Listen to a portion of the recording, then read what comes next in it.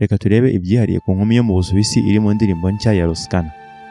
Umuririmbyi Roskana uri mu bagezweho muri iki gihe yashyize hanze indirimbo nshya yise Mami yifashishijemo inkumi y'ikimero ikomoka mu Busuwisi.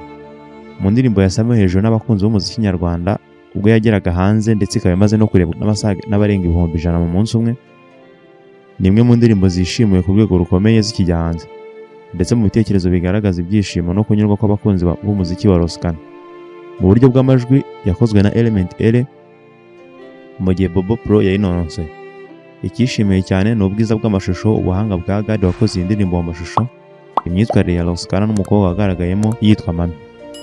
Uyu mukobwa wakoreshejwe muri iyi ndirimbo imaze gutwara imitima ya benshi yitwa Tamala Casanova, akaba aba muri Kenya, ari naho iyi ndirimbo yakorewe mu buryo bw'amashusho.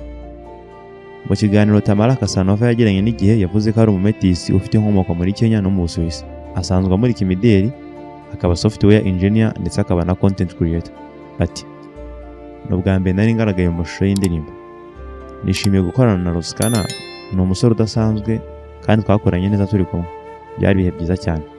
Avuga ko mu gihe yamaranye na Roskana na producer Gad ndetse n'itsinda ryamufashaga gufata amashusho, ngo yabasanganye urugwiro bimutera imbaraga zo gukora ibishoboka arirekura mu kazi.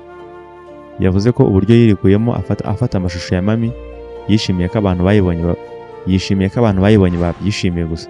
Uyu mwuga si mushya kuri we kuko yabyiyumvagamo akiri muto. Ati, nakundaga ibijyanye no kumurika imideli kuva nkiri muto, gusa natangiye kubikora mu buryo bw'umwuga mu myaka irenga 2 ishize, ariko nk'akandi kazi ko ku ruhande, side hustle job.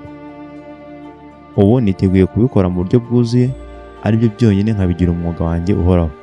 Tamara agaragaza ko nyuma yo gukorana na Roskana yifuza gukorana n'abandi bahanzi, yaba ari ab'iwabo n'abahandi nko mu Rwanda. Ati, nifuza kuzaza mu Rwanda nyuma yo kumenyana na Roskana, ngiye gukorana n'abandi bahanzi benshi.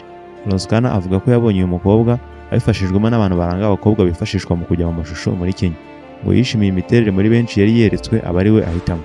Iyi ndirimbo nshya ya Roskana wari umaze amezi 8 nta ndirimbo, ni imwe mu zizaba zigize album ye nshya yiteguye gushyira hanze mu minsi iri imbere.